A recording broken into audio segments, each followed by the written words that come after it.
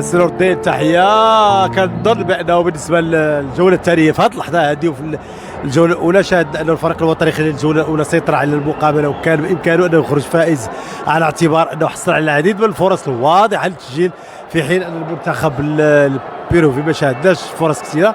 خلال الجوله الثانيه كنظن بان المنتخب ديال البيرو تحرك، ربما خلق فرص، المنتخب الوطني حتى هو كذلك خلق فرص، ولكن باقى النتيجه متعادله.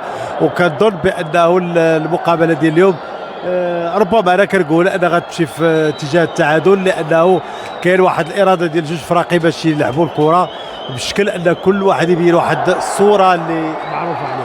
وبالنسبه للمنتخب المغربي كنظن ان اللقاءات الوديه ضد البرازيل وضد البيرو واللي قبل منها اللي كانت خلال منافسه كاس العالم عطاتنا واحد الصوره على واحد المنتخب متالق، واللي كنبغيو يبقى دائما متالق في اللقاءات الوديه في اللقاءات الرسميه، خصوصا منافسه كاس العالم وايضا منافسه كاس افريقيا للامم المقبله. بغينا المنتخب الوطني انه يكون هو المتوج خلال هذه الدورات.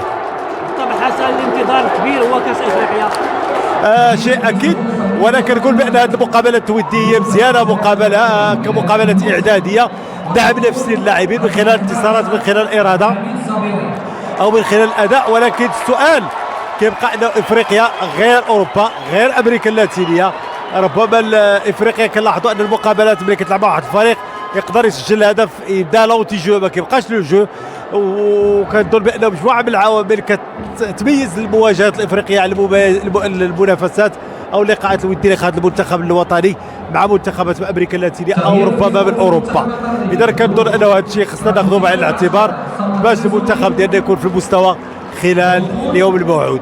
هنا في المتروبوليتان وكنظن ان شاهدنا حماس كبير، رغم انه الجماهير البيروفيه كانت اكثر من الجماهير المغربيه في هذه المقابله هذه. ربما ان الجاليه ديال البيرو اكثر تواجدا في هذه المنطقه واكثر تواجدا في اسبانيا، ولكن شاهدنا كيف ان الحماس اللي كان كيتملك الجماهير المغربيه اللي ساندت الفريق الوطني شاهدناهم قبل المقابله وشاهدناهم اثناء المقابله دائما دعم كبير. كنظن بانه الصوره اللي شاهدنا في قطر، اللي شاهدنا في البرازيل، واللي شاهدنا اليوم في البيرو غتبقى دائما راسخه في الاذهان، والجماهير المغربيه ستبقى وراء منتخبها لتحقيق المراد.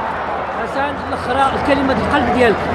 والقلب انه كنبغيو بلادنا ديما تكون في القمه، نبغيو الفريق الوطني ديالنا يكون منتصر يحقق نتائج ايجابيه، وكنظن بانه الان كيبرد الغديد بهذا التعبير هذا وحقق نتائج اللي هي ربما اكثر المتفائلين اللي ما كانوش كيتصوروها سواء في كاس العالم او الفوز على البرازيل. وكنظن انه الاتي سيكون احسن وافضل ان شاء الله. وكما ذكرت انه لو توج بكاس افريقيا الامم ستكون هذا هو المبتغى اللي كنتظره منذ سنين بعيده.